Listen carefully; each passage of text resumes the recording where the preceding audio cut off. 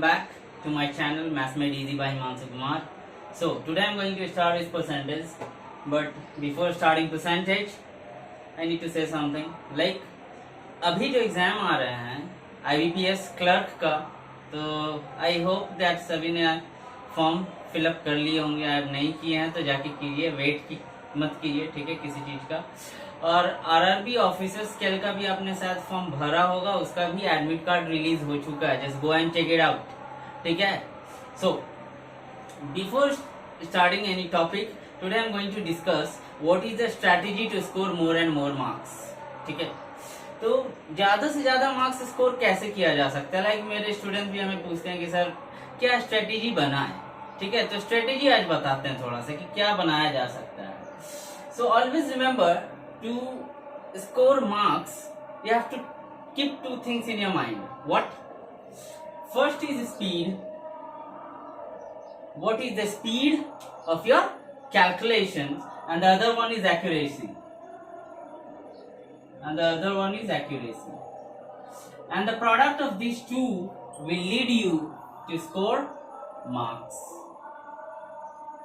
or it will lead you to good score, right? So suppose what happens in the time of examination, that suppose the paper is very easy, okay, and paper कैसे easy हो सकता है? by going after one by one questions you can determine the paper, isn't it?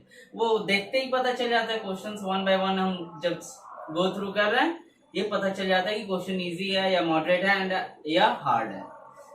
कैसे tackle करना वो बता रहा हूं। देखिए, यदि बहुत इजी है तो आपका स्पीड जो है कैलकुलेशन करने का, कोई भी सम्स का, बहुत ज्यादा होगा, राइट?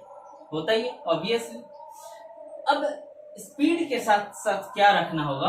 आपको एक्यूरेसी भी बहुत ज्यादा रखना होगा, and automatically it will lead you to score good marks.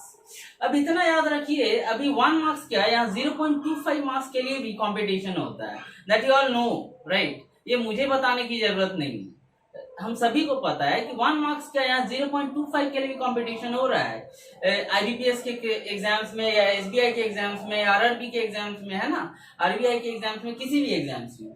अब मान लीजिए दूसरा है कि पेपर मॉडरेट आ गया। अब पेपर मॉडरेट आ गया तो आपको क्या करना? आप मान लीजिए कि टारगेट आपने बनाया था कि नहीं 35 में या 30 क्वेश्चन, हमको 30 प्लस क्वेश्चन करने हैं। अब मॉडरेट आ गया तो जिद पे मत रहिए कि हमको 30 प्लस करने ही है। That will lead you to the bad score, okay? That will lead you to the bad score. So करना क्या है? मान लीजिए कि मॉडरेट पेपर आया तो ऑब्वियसली थोड़ा सा स्पीड कम जाएगा, है ना, थोड़ा सा स्पीड कम जाएगा, but keep it in your mind कि एक्यूरेसी कम नहीं होना चाहिए। ये बात एकदम दिमाग में डाल लीजिए। यदि आपका स्पीड कम भी हो जाता है in moderate paper, then also you have to keep your accuracy constant. मान लीजिए ST पोर्टल के एग्जाम्स आप देते हो, ये चीज याद रखिए, अभी RRB ऑफिसर स्केल का भी एग्जाम आने वाले हैं, ठीक है, और IBPS क्लर्क का भी एग्जाम हो गई ऑब्वियसली, है ना। तो क्या करना है आपको कि डेली एटलीस्ट 2 एग्जाम्स देने हैं, डेली आपको 2 एग्जाम्स देने हैं। मैथ्स में जितने भी क्वेश्चंस हो आपको IBPS क्लर्क का या IBPS RRB ऑफिसर स्केल का, सारे क्वेश्चंस आप हमें कमेंट कर सकते हो, हमें पूछ सकते हो। I am ready to help, that's it, ठीक है। अब मान लीजिए कि आपका पेपर जो है बड़ा टफ आ जाता है, अब क्या करेंगे? तो वहां पे तो और स्पीड हमारा कम जाएगा। क्यों? क्योंकि कैलकुलेटिव होंगे। But what you have to maintain? You have maintain always your accuracy. It will only lead you to score more and more marks. Otherwise, you are going to lose the one most crucial year. जो लोग already preparation कर रहे हैं और जो लोग preparation नहीं कर रहे, लाइक फर्स्ट टाइम अपीयर कर रहे हो, उनको भी ये स्ट्रेटेजी फॉलो करनी चाहिए और फॉलो कीजिए, ठीक है। ये बता रहे हैं हम आपको। नेक्स्ट देखिए क्या है। नेक्स्ट आपका जो है वीकनेसेस क्या होते हैं एग्जाम्स के टाइम में। एक्चुअली हम लोग दिमाग में रख कर क्या चलते हैं, थोड़ा ये देखिएगा। बहुत सारे स्टूडेंट्स रख कर चलते हैं, आई नो दैट, क्योंकि मुझे ही पढ़ाते पढ़ाते पता चल जाता है कि स्टूडेंट्स क्या सोच रहे हैं या दिमाग में उन्होंने क्या सोच रखा है। देखिए सभी का वीक पॉइंट होता है, एक स्ट्रॉन्ग पॉइंट होता है ना, स्ट्रॉन्ग पॉइंट होता है, राइट। इफ सम, अब ये आपका क्या है, ये रॉन्ग स्ट्रेटेजी हम बता रहे हैं, ये क्या बता रहे हैं, रॉन्ग स्ट्रेटेजी बता रहे हैं, ठीक है। स्ट्रॉन्ग पॉइंट क्या है, if a candidate, if a student only focus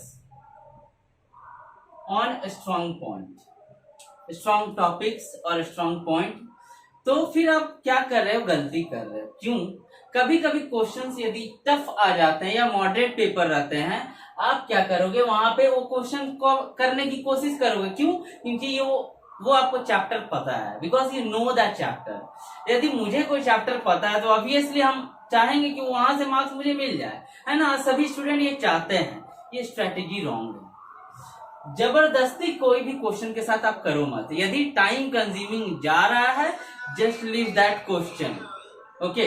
ये आपको ध्यान रखना है कि स्ट्रॉन्ग जो पार्ट है आपका, उसको हथियार बनाना है। नो डाउट हथियार नहीं बनाएंगे, ऐसी बात नहीं, हथियार बनाना है। लेकिन हथियार बनाने के साथ साथ ये भी याद रखिए कि यदि वो काफी भारी पड़ जा रहा है, वो हथियार काफी हेवी है, so it is better to drop that weapon, ठीक है। ये चीज आपको याद रखना। दूसरा क्या है कि इफ स्टूडेंट ओनली और does not focus, doesn't focus on weak points, क्या इसका मतलब क्या है, ध्यान से समझिएगा गाइस। मान लीजिए आपका प्रोबेबिलिटी बड़ा वीक चैप्टर है, या परम्यूटेशन कॉम्बिनेशन वीक चैप्टर है सपोज, या डीआई वीक चैप्टर है, या work and time and work weak chapter है, या speed time and decision weak chapter है, किसी किसी का, ठीक है। सभी का हम नहीं बात कह रहे हैं, ठीक है। किसी किसी का वो क्या करते हैं कि मान लीजिए कि प्रोबेबिलिटी से 3 क्वेश्चंस आए आपके एग्जाम्स में, आप क्या करोगे, आप उसको अभी के लिए छोड़ दोगे। क्यों, because that is the weak part of yours and you know that. But क्या करना है कि जब एग्जाम्स में आप क्वेश्चंस आते हैं ना, तो ये सोचकर मत छोड़ दीजिए कि हमारा वीक पार्ट है। वहां पे आप बहुत बड़ी गलती कर रहे हो। क्यों, क्योंकि यदि क्वेश्चंस आपका मान लीजिए स्ट्रेट टू द फॉर्मूला है, कोई स्ट्रेट टू द फॉर्मूला है, या कोई क्वेश्चन ऐसा है जो ऑलरेडी आपने प्रैक्टिस कर रखा है, तो वो क्वेश्चन यदि आएगा तो आप तो कर लोगे, है ना। और आपने तो छोड़ दिया था 3 क्वेश्चन, मान लीजिए 3 क्वेश्चन में से 1 या 2 भी कर लेते, 1 मार्क्स या 2 मार्क्स, 1 मार्क्स क्या है, 0.25 मार्क्स मैटर करता है हम लोग को, है ना। सो ये दिमाग में रखिए कि वीक यदि पार्ट है तो उसको छोड़ना नहीं है, यदि स्ट्रॉन्ग पार्ट है तो उसमें लगे नहीं रहना है। ये 2 चीजों का ध्यान रखिएगा, ख्याल रखिएगा, ठीक है। नेक्स्ट देखिए क्या होता है। सो गाइस, सिंपल सा क्वेश्चन हमने दिया है, देखकर शायद हंसी भी आ रही होगी, बड़ा इजी भी क्वेश्चन लग रहा होगा, आई नो दैट। बट कहानी कुछ ऐसी है ना कि वो एक्चुअली में इजी नहीं है, unless and until you know the concept of percentage, ठीक है। Ram score 640 marks out of 800, Shyam score 490 marks out of 700। यहाँ क्वेश्चन उसने पूछा whose marks is better and by how much percent. ये जो question, okay, it will be how much percent, okay, it will be how much percent. ये question बहुत पहले आ चुका है, लाइक रेलवेज या एसएससी में बहुत पहले, लाइक एमटीएस में या सीएचएसएल में आया हुआ है। लेकिन कॉन्सेप्ट मुझे बताना है। कॉन्सेप्ट क्या है कि 640 मार्क्स यदि लाया है तो राम, सॉल्यूशन यहाँ करवा रहे हैं, ठीक है, राम मार्क्स कितने परसेंट लाया है, तो 640 बाय 800, लग रहा होगा मल्टीप्लाई बाय 100 परसेंटेज में करेंगे तो लग रहा होगा 80% आएगा। Definitely it is 80%, right. Shyam की मार्क्स की बात करें, so how much he is getting, 490 out of 700 multiply by 100%, that is 70%। हमने क्वेश्चन पूछा कि किसका मार्क्स ज्यादा बेहतर है और कितने प्रतिशत बेहतर है, right. Whose marks is better, you can definitely say Ram's marks is better, definitely it is, Ram's marks is better by how much percent, लग रहा होगा 80 minus 70, 10% है कि नहीं? सभी को लग रहा होगा, मोस्ट ऑफ द गाइस को लग रहा होगा, आई नो दैट। अरे आपको क्या, जब हम सेमिनार लेने गए थे ना क्लासेस में, बहुत जगह में हमने सेमिनार्स भी लिया, वहां भी ये क्वेश्चन जब दिए थे सबका 10% आया था, ठीक है, डेफिनेटली 10% आया था, but that is the wrong concept. कहानी क्या है, इन दोनों का डिफरेंस है 10 unit, that is not the 10%। उसने कहा किसका मार्क्स बेहतर है और किससे बेहतर है, तो राम का मार्क्स बेहतर है, किससे बेहतर है, श्याम से। तो percentage of marks Ram's more than Shyam, more than Shyam, है ना। तो कितना हो जाएगा 10 यूनिट। किससे कंपेयर कर रहे हैं, श्याम के मार्क्स से कंपेयर कर रहे हैं, तो 10/70 multiply by 100%, answer is not the 10% guys, ठीक है, ये बात याद रखिएगा। तो यहाँ पे कितना हो रहा है 14/2/7%। सो ये गुगली था कि ये 10% नहीं होकर 14/2/7% कैसे हो गया, है ना। तो जाहिर सी बात है ये कॉन्सेप्ट है जो आपको नहीं पता था तो वो बताने आए हैं। हमेशा याद रखिएगा परसेंटेज में क्या होता है, जब भी कंपैरिजन करते हैं। अब यदि हम क्वेश्चन कहे होते कि whose marks is lesser and by how much percent, क्या करते, किसका मार्क्स लेस है, श्याम का मार्क्स लेस है, कितने यूनिट लेस है, 10 यूनिट लेस है। अब कंपेयर किससे कर रहे हैं, किससे मार्क्स लेस है, राम से, तो वहां पे क्या लिखते, 10/80 multiply by 100%, it is nothing but 12.5% lesser, 12.5% lesser. So guys ये कॉन्सेप्ट है, ये सब कॉन्सेप्ट्स आपको दिमाग में होने चाहिए, ठीक है। सो गाइज ये IBPS PO का क्वेश्चन है, ठीक है। क्या बोला गया है, out of his total income mister Sharma spends 20% on house rent and 70% of the remaining on household expenses. If he saves rupees 1800, what is his total income? चलिए ऑप्शन नहीं दिया हमने, चलिए ऑप्शन ठीक है बाद में देंगे, ठीक है। तो ये क्वेश्चन समझाने से पहले मैं बताना चाहता हूं कि मेरा सेकंड वाला जो वीडियो था सिंप्लीफिकेशन का, आपने शायद देखा होगा, आई होप सो, है ना। सो वहां पे मैंने बताया था क्या कि परसेंटेज को फ्रैक्शन में, फ्रैक्शन टू परसेंटेज में आपको करना आना चाहिए, ठीक है। उसके बाद क्या होगा, यहाँ पे आपको क्या बताया जा रहा है कि कोई भी वैल्यू, हमने कहा था कि 100% होता है, ये चीज एज्यूम कर लीजिएगा, राइट। तो ये 100% वैल्यू, कोई भी यदि वैल्यू 100% के बराबर है, तो क्यों ना हम मान लें कि ये 100 रुपीज है, ठीक है, ये 100 रुपीज है, हमारे पास था, मेरा टोटल इनकम 100 रुपीज था। अब क्या किया हमने 20% जो है हाउस होल्ड में या हाउस रेंट में हमने क्या कर दिया, स्पेंड कर दिया, खर्च कर दिया। तो 20%, 100% का 20% कितना होता है 20 यूनिट, तो बचा कितना 80।